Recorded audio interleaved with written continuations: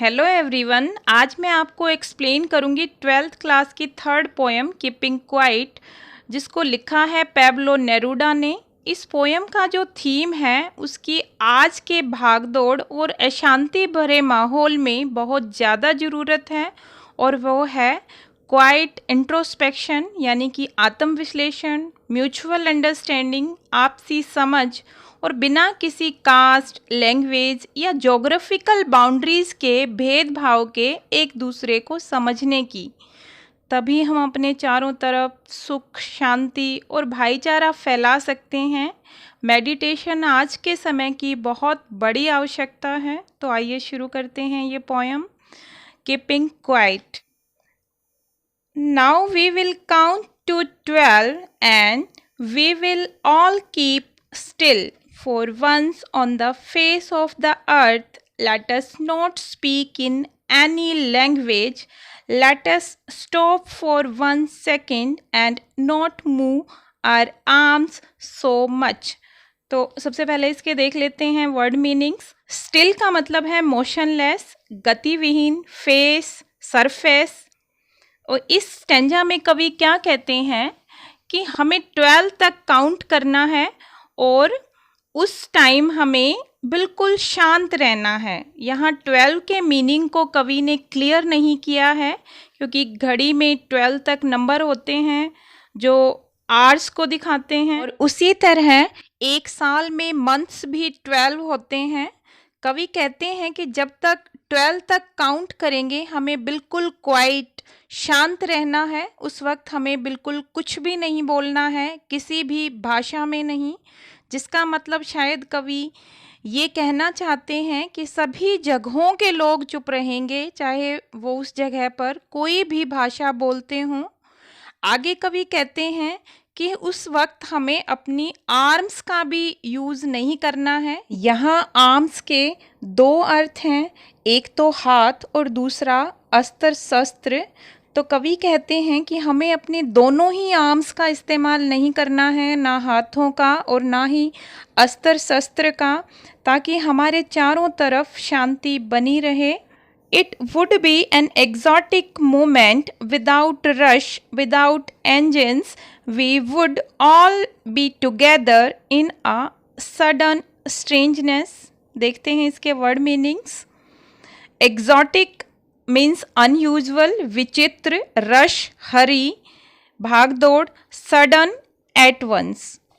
तो कवि कहता है कि जब हम ऐसा करेंगे कि हम ना ही अपने हाथों का इस्तेमाल कर रहे होंगे, ना हम बोल रहे होंगे, तो वह एक एग्जॉटिक मोमेंट होगा, मीन्स एक रेयर और एक्स्ट्रा ऑर्डिनरी मोमेंट होगा, क्योंकि अब से पहले ऐसा हमने कभी भी नहीं देखा है। ऐसा पल हमारी ज़िंदगी में नहीं आया है जब कोई मोमेंट ना हो रही हो और कोई मशीनरीज भी ना चल रही हों, यानी कि सभी तरह की मशीनरीज बंद हों। तो सब जगह कोई रश नहीं होगा, कोई भीड़ भाड़ नहीं होगी। उस समय हम पूर्ण रूप से अपने साथ होंगे, अपने अपनों के साथ होंगे, और कोई भी चीज़ हमारे माइंड को डाइवर्ट या डिस्टर्ब नहीं कर रही होगी। उस समय में हम एक दूसरे की फीलिंग्स को ज़्यादा अच्छे से समझ पाएंगे, और ये एक बहुत ही स्ट्रेंज, विचित्र माहौल होगा जिसकी हमें आदत नहीं है। Fishermen in the cold sea would not harm whales, and the man gathering salt would look at his hurt hands. इसके वर्ड मीनिंग देखते हैं। हर्ट, हार्म, नुकसान पहुंचाना, गैदरिंग, कलेक्टिंग, इकट्ठा करना। इस स्टेंजा में कवि कहते हैं कि उस समय के दौरान जो फिशरमैन हैं, मछुआरे हैं, वो भी समुद्र में जो मछलियां हैं उनको नुकसान नहीं पहुंचाएंगे, जो अपनी ज़रूरतों के लिए समुद्र से मछलियां पकड़ते हैं। यहाँ कभी ये समझाने की कोशिश करते हैं कि जो पावरफुल हैं, जो मालिक हैं, वो खुद भी आराम करेंगे और अपने अंडर काम करने वाले गरीब लोगों को भी उस वक्त आराम करने देंगे, और जो लोग समुद्र से साल्ट निकाल कर अपनी जीविका कमाते हैं, जीवन यापन करते हैं, वो भी अपने काम को रोक कर अपने हर्ट हैंड्स को देखेंगे क्योंकि साल्ट की वजह से उनके हाथ गल जाते हैं। यानी कि ऐसे लोग जो अपनी जीविका कमाने के लिए हार्ड वर्क करते हैं, उनको अपने बारे में सोचने की, खुद के दर्द को महसूस करने की फुर्सत ही नहीं होती है। उन्हें भी अपने बारे में सोचने का अवसर मिलेगा जब हम कुछ पल के लिए अपने बारे में सोचने के लिए बिल्कुल शांत हो जाएंगे। तो फोर्थ स्टेंजा है, those who prepare green wars, wars with gas, wars with fire, victory with no survivors, would put on clean clothes and walk about with their brothers in the shade doing nothing. इसके word meanings देख लीजिए। Victory, win, जीत, survivors, those who are left alive means बचे हुए लोग। यहाँ कवि कहते हैं कि जो लोग ग्रीन वॉर्स करते हैं, ग्रीन वॉर्स का मतलब है कि जो इंसान अपनी डेवलपमेंट के लिए प्रकृति को नुकसान पहुंचा रहे हैं, पेड़ पौधों को काट रहे हैं, पॉल्यूशन कर रहे हैं। Wars with gases, Wars with fire का मतलब है कि जो वॉर्स करके, युद्ध करके जीतना चाहते हैं, वो हार्मफुल गैसेस, केमिकल वेपन्स या न्यूक्लियर वेपन्स का इस्तेमाल करते हैं जीतने के लिए। लेकिन ऐसी जो लड़ाई है उसमें जो जीतता है वो भी यहाँ सरवाइव नहीं कर पाएगा, यानी कि जिंदा नहीं रह पाएगा, क्योंकि अपनी डेवलपमेंट के लिए उसने प्रकृति को इतना नुकसान पहुंचाया है कि उसने इस पृथ्वी को अपने ही रहने लायक नहीं छोड़ा है, तो वो भी यहाँ जिंदा नहीं रह पाएगा। Would put on clean clothes, इस लाइन में कवि कहते हैं कि क्वाइट इंट्रोस्पेक्शन, आत्मनिरीक्षण के बाद जो लोग लड़ रहे हैं वो भी क्लीन क्लॉथ्स पहनकर, यानी कि नए और स्वच्छ दृष्टिकोण के साथ सभी को अपना भाई समझकर in the shade, in the shade का मतलब है एक पीसफुल और शांत वातावरण में बिना किसी लड़ाई झगड़े के शांति से एक साथ रहेंगे, बिना एक दूसरे को नुकसान पहुंचाएं। तो चलिए देखते हैं next stanza. What I want should not be confused with total inactivity. Life is what it is about. I want no truck with death. If we were not so single-minded about keeping our lives moving and for once could do nothing, perhaps a huge silence might interrupt this sadness of never understanding ourselves and of threatening ourselves with death. आइए देखते हैं इसके word meanings. Confused, misunderstood, गलत समझना, inactivity, doing nothing, कुछ ना करना, truck with, associate with, संबंध होना, और ह्यूज, लॉन्ग, बड़ा। इस स्टेंजा में कवि क्या कहते हैं कि मैं आपको बिल्कुल इनएक्टिव होने के लिए नहीं कह रहा हूँ, क्योंकि टोटल इनएक्टिविटी तो एक तरह से डेथ के समान होती है। लाइफ जैसे चल रही है वैसे ही चलती रहनी चाहिए, क्योंकि कहा भी है कि चलते रहने का नाम ही ज़िंदगी है। और मैं इसको टोटल इनएक्टिविटी यानी डेथ से एसोसिएट नहीं कर रहा हूँ। और अपनी ज़िंदगी को आगे बढ़ाने के लिए हम जो भी कार्य कर रहे हैं उनको दृढ़ निश्चय और सिंगल माइंडेड होकर, यानी कि एकाग्रचित्त होकर करते रहना है। यदि हम ऐसा नहीं करेंगे तो हमारी स्थिति काफ़ी सैड होगी, दयनीय होगी। लेकिन इस बिज़ी लाइफ से हमें कुछ समय अपने लिए भी निकालना है, खुद को समझने के लिए, ऐसा कुछ करने के लिए जो हमें खुशी दे। नहीं तो इस भागदौड़ में हमारी लाइफ इतनी सैड हो जाएगी, हमारी ज़िंदगी भी हमें डेथ जैसी लगने लगेगी। अब देखते हैं इसका last stanza. Perhaps the earth can teach us as when everything seems dead and later proves to be alive. Now I will count up to 12 and you keep quiet and I will go.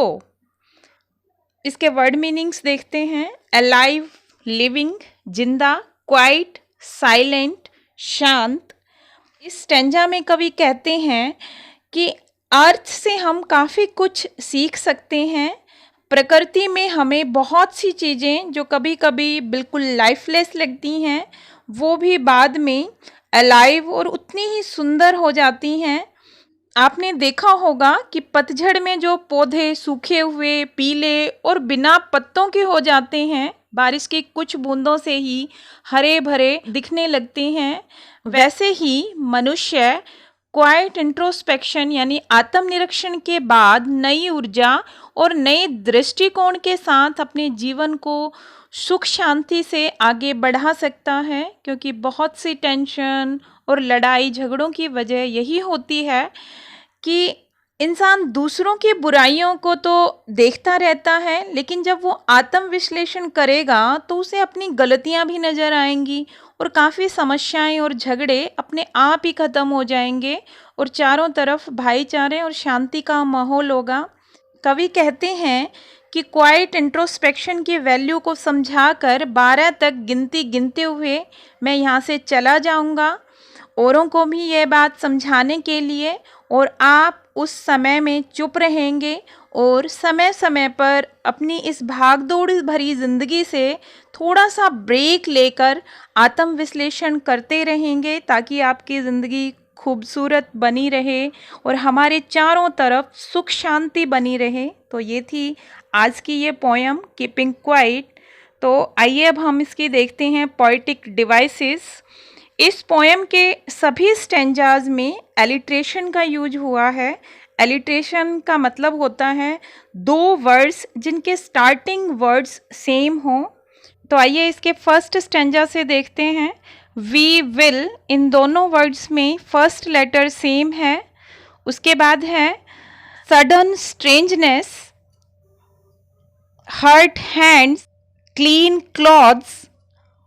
अब मैं आपको इस poem का theme बताऊंगी, या फिर आप जिसे कह सकते हैं मैसेज, समरी और central idea of the poem.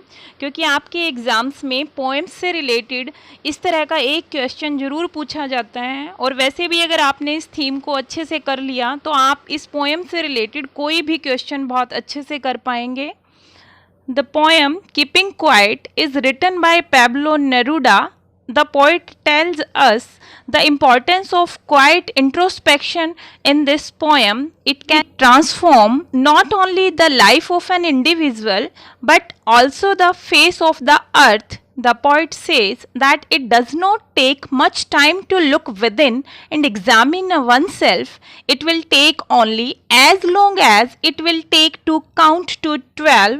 One should be quiet and still at the time of introspection. It will give us a strange feeling of togetherness with all others. Quiet introspection will make us kind and quiet. In this way, we can spread peace all over the world. There will be no wars and all men will live like brothers. The poet says further that quietness and stillness does not mean total inactivity. It is related with a better and peaceful life, not with death. Activity is the essence of life. Inactivity is associated with death, but a little break is very important to make our activities more better and useful. The poet gives the example of nature to prove his point. As the nature looks dead and ugly in autumn season, becomes alive and beautiful in spring season, in the same way life of an individual can be more peaceful and beautiful after a quiet introspection. अगर आपको ये theme अच्छा लगा हो तो आप इसका screenshot ले सकते हैं या नोट भी कर सकते हैं। अगर आपको ये वीडियो अच्छी लगी हो तो आप इसे लाइक करें, शेयर करें और मेरे चैनल पीवी मल्टीपल लर्निंग को सब्सक्राइब करें, ताकि जैसे ही मेरी कोई नई वीडियो आए वो ऑटोमेटिकली आप तक पहुंच जाए। Thanks for watching.